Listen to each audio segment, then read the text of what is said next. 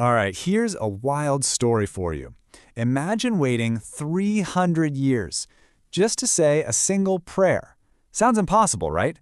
Well, we're about to dive into the incredible tale of a scholar whose entire life, an impossibly long life, led up to one single profound moment. These are the very first words of that prayer, and you can just feel the relief in them, can't you? It's this deep, deep sigh of a prayer. It's about release, about a promise that's finally been kept, not after just one lifetime, but after several lifetimes of waiting. So who was this person? Who was the man who had to wait 3 centuries justifying peace? He was bound by this divine promise, something so powerful it literally kept him alive, waiting to see one specific thing happen. And his story? Wow, it's an incredible journey from doubt to absolute certainty. Now, you might be thinking this story starts in a holy place, with some kind of saint, but nope. It actually begins with a brilliant scholar in, get this, the legendary Library of Alexandria. And he's got a serious intellectual problem on his hands. Okay, let's rewind the clock. We're talking way back, around 270 BC. The king in Egypt, Ptolemy II, wants to create the ultimate collection of knowledge. So he orders a massive project: translate the Hebrew scriptures into Greek. He gathers the best of the best, 72 elite scholars. And right there in that group is our guy, a brilliant mind named Simeon. This project, by the way, was a huge deal. It would later be called the Septuagint, and it shaped religious history for centuries to come. Now, Simeon, he gets a really important assignment: translate the book of Isaiah. And it's right here, in these ancient words, that his entire world is about to get turned upside down. So, Simeon's translating away, and then he hits a major roadblock. He gets to this famous prophecy: "Behold, the virgin will conceive and bear a son." And his scholar's brain just short-circuits. A virgin birth? No way, he thinks. That's got to be a mistake, a translation error. So he decides he's going to fix it. He's ready to change the word for virgin to a word that just means a young woman. But right at that moment, just as he's about to make that change, something incredible happens.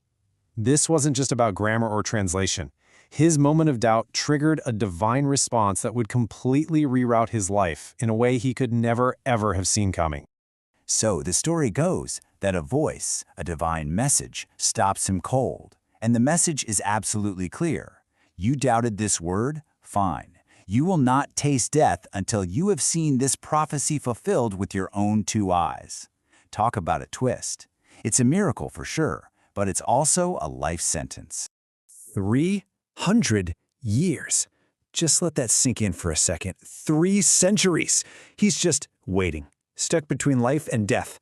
And it all started with that one moment of scholarly doubt. And while he waited, the world just kept on turning.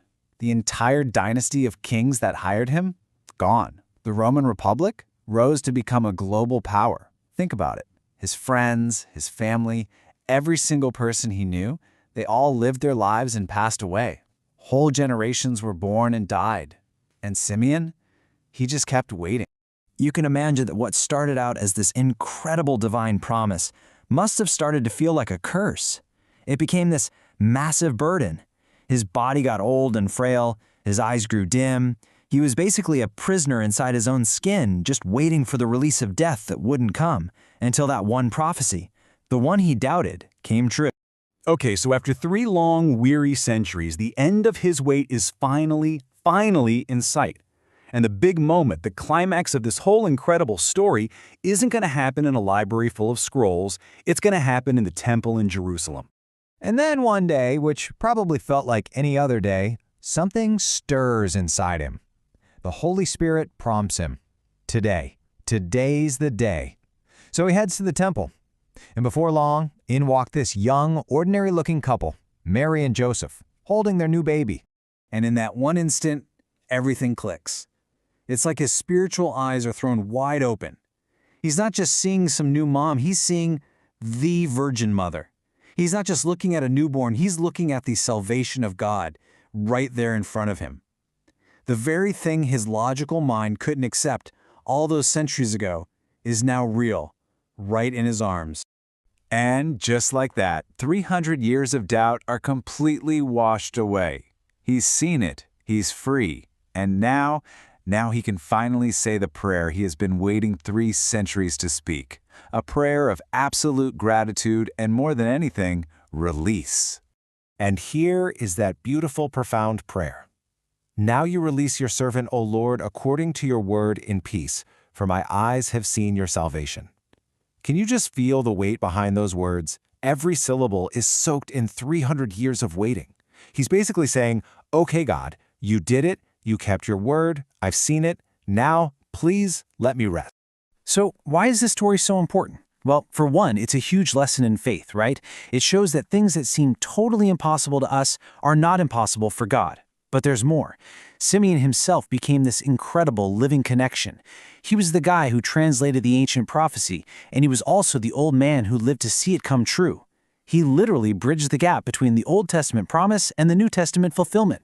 In the end, Simeon's epic 300-year wait concluded with this moment of pure peace, captured in a prayer that honestly still gives you chills. And it kind of makes you think, doesn't it? It leaves us with a question to ponder in our own lives. What promises are we waiting for? What are we holding on in faith to see fulfilled?